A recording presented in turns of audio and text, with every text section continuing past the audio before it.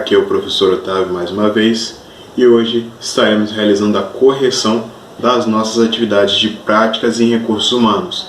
Então, desde já, deixem o like aqui embaixo, se inscrevam no nosso canal e, sem mais enrolação, vamos à nossa correção. Então, pessoal, vamos à nossa correção. Mas antes de começar, é fundamental que vocês preencham com nome, CTR, que são informações obrigatórias, e o código da aula.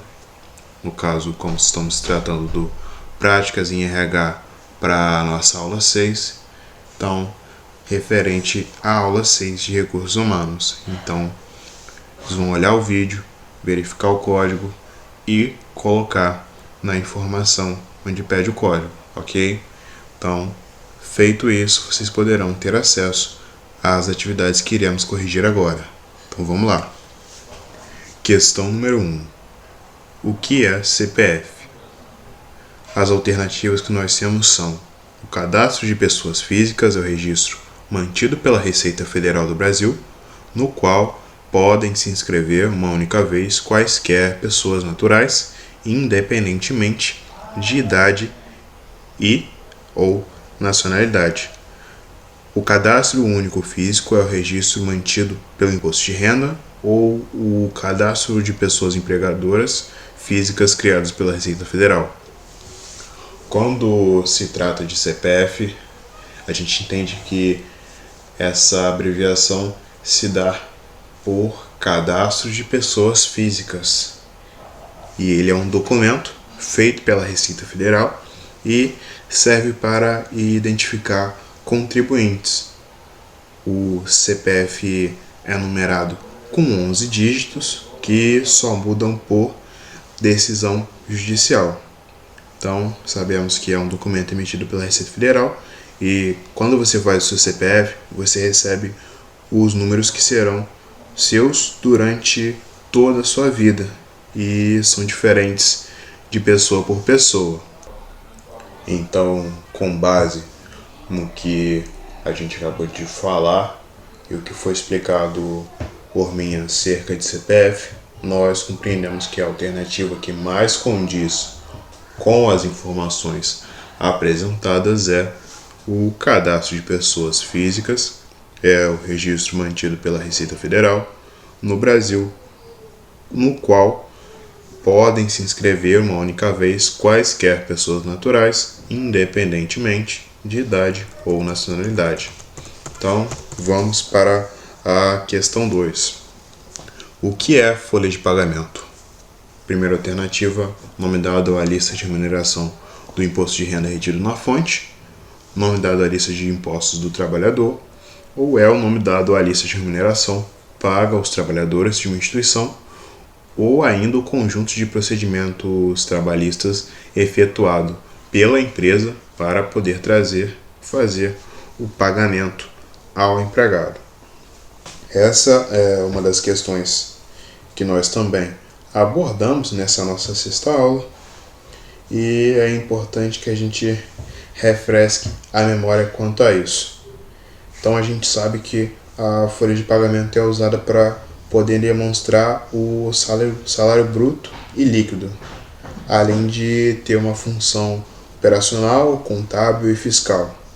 Então nela vem escrito tudo que o funcionário recebe, então vem lá o salário bruto e os descontos que são feitos até chegar ao salário líquido, que é o que você recebe em mãos, é depositado na sua conta, é pago em espécie.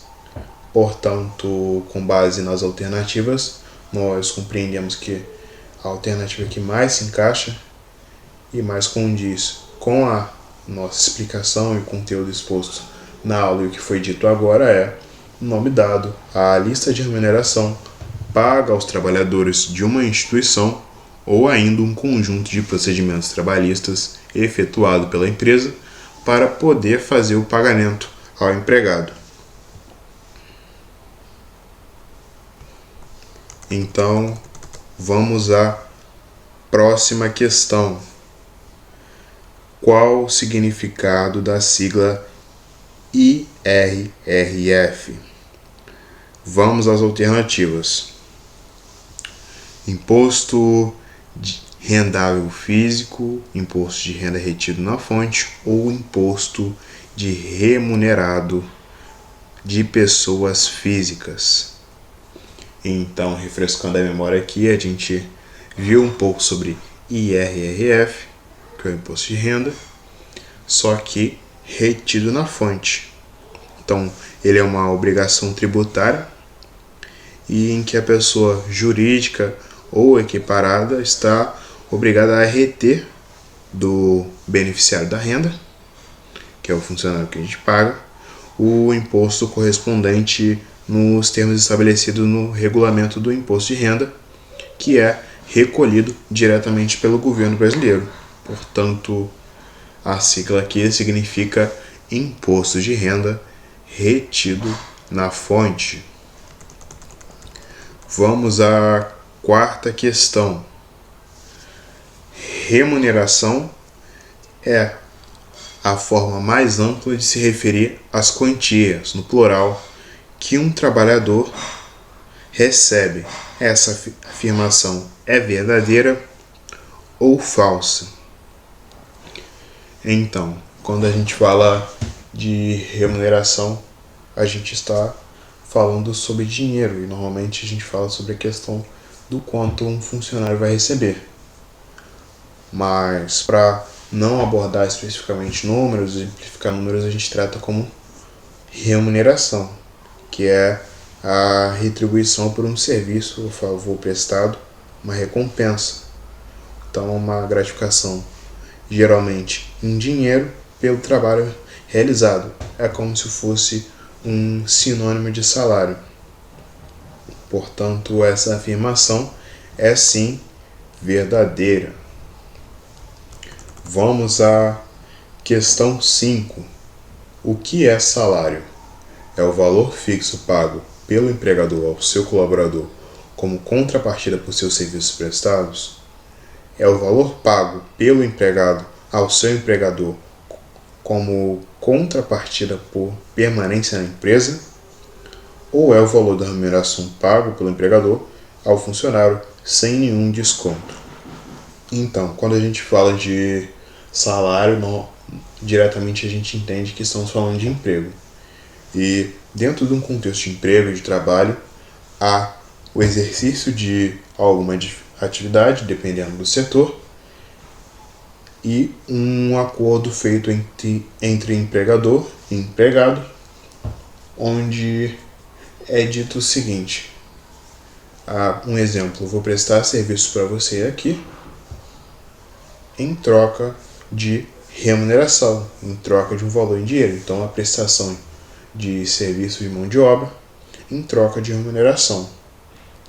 Então, nós entendemos que é o valor fixo pago pelo empregador ao seu colaborador por seus serviços prestados. Então, sempre que um colaborador que tiver um contrato firmado, um acordo firmado com a empresa ou com algum chefe de estabelecimento, essa prestação de serviços terá um retorno financeiro.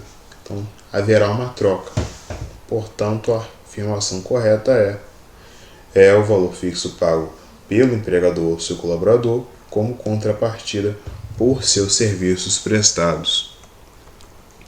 Então, vamos à sexta questão, que está como 5 aqui, mas é a 6. Qual o significado da sigla INSS? Instituição dos Trabalhadores Nacional Social, Instituição Nacional de Seguro Social ou Instituto da Nacionalidade e Seguros Sociais. Quando se fala de INSS, a primeira coisa que vem na cabeça da gente é a aposentadoria. Mas, apesar de ser um órgão do Ministério da Previdência que é responsável pelos pagamentos da aposentadoria, também é responsável pelos demais benefícios dos trabalhadores que contribuem com a Previdência a fim de garantir a sua aposentadoria no futuro. Portanto, a sigla tem por definição Instituto Nacional do Seguro Social. Então, Instituto Nacional do Seguro das Pessoas. É um benefício que se tem por direito aos trabalhadores e aos aposentados para poder se manter, com base no tempo de serviço que foi exercido ao longo dos anos. Portanto, a segunda alternativa é a correta. Vamos à questão 7. Também conhecido como olerite, qual a opção abaixo? CPF, folha de pagamento, remuneração salarial, imposto na folha de pagamento. Quando a gente fala de olerite, é um sinônimo para folha de pagamento, que é a folha onde estão contidas todas as informações referentes ao salário de um colaborador, envolvendo diretamente ali o salário bruto e os seus respectivos descontos, até chegar ao que o trabalhador irá receber, que é o salário líquido. Portanto, a alternativa correta aqui é a folha de pagamento, que nós mostramos na aula 6, que era ter aquela folha verdinha que possuía alguns valores e os descontos. Vamos à próxima questão. As pessoas que não trabalham sob regime de carteira assinada também poderão contribuir ao INSS. Essa afirmação é verdadeira ou falsa? Então, pessoal, quando tratamos da questão de pessoas que não trabalham sob um regime de carteira assinada, elas podem contribuir sim para o INSS, mas de que forma? Procurando postos de previdência disponíveis praticamente em todos os municípios. Então, procurar se informar quanto à questão de quem trabalha por conta própria, a questão de quem tem microempresa, ou simplesmente quem não tem um vínculo formado em contrato formal com uma empresa, para poder ter uma noção de como se pode contribuir para o INSS. Portanto, a afirmação é sim verdadeira. Vamos à próxima questão. O cálculo do INSS é realizado mediante uma tabela, disponibilizada no site da Previdência. Essa afirmação é verdadeira ou falsa? Então, sabemos que essa afirmação é verdadeira, pois nós realizamos a pesquisa do INSS para a realização do cálculo com base nas faixas salariais. Então, a gente sabe que essa afirmação é sim verdadeira. Questão número 9. O IRRF é a arrecadação principal dos brasileiros, pertence aos cofres públicos e pode ser recolhido e podem ser retirados pelos familiares dos brasileiros contribuintes. Essa afirmação é verdadeira ou falsa? A afirmação em questão é falsa. O IRRF pode ser recolhido diretamente nas remunerações do trabalhador. Isso relacionado à folha de pagamento, férias, 13º salário e outros. Portanto, a afirmação é falsa. Vamos à questão 10. Salário líquido é valor do salário que resulta após descontos de taxas e impostos trabalhistas, valor definido em contrato de trabalho, valor estipulado em lei que regulamenta o menor preço a ser pago legalmente em um contrato formal de trabalho. Então, gente, sabemos que o salário líquido já é um salário, diferentemente do salário bruto, que já inclui no seu total todos os descontos. Então, lá no olerite vai ser o valor final que o colaborador está por receber, já com os descontos e taxas. Portanto, a alternativa correta aqui é o valor do salário que resulta após descontos de taxas e impostos trabalhistas. Questão 11. Salário mínimo é valor definido em contrato de trabalho, valor mínimo a ser recebido para determinada profissão conforme definição do sindicato da classe trabalhador, ou é o valor mínimo estipulado por lei que regulamenta o menor preço a ser pago legalmente em um contrato formal de trabalho. Quando a gente fala de salário mínimo, ele já abrange todos os setores, todas as áreas de trabalho, portanto, tendo o contrato firmado de trabalho, é o menor valor que podemos receber. Portanto, a afirmação correta aqui é valor estipulado por lei que regulamenta o menor preço a ser pago legalmente em um contrato formal de trabalho. Então, um contrato formal de trabalho, qualquer valor abaixo disso, deve haver reclamação ou um novo acordo para o acerto, pois por lei é determinado que se pague inclusive hoje em dia o salário de R$ 1.054 ao colaborador. Então abaixo disso deve haver estranheza, a pessoa deve ter um pouquinho de atenção quanto ao contrato que está sendo firmado para não ser passada para trás. Então a alternativa correta é essa daqui. Aqui nós encerramos a nossa correção. Espero que vocês tenham gostado e entendido todo o conteúdo por aqui exposto. Lembrando que não se esqueçam de enviar as atividades e se atentar à nossa rotina de atividades. Terças-feiras, aula explicativa mais exercício. Quarta e quinta-feira, plantão de dúvidas. E na sexta-feira, assim como hoje, a correção das atividades passadas na terça-feira. Então é isso, pessoal. Até a próxima. Tchau, tchau.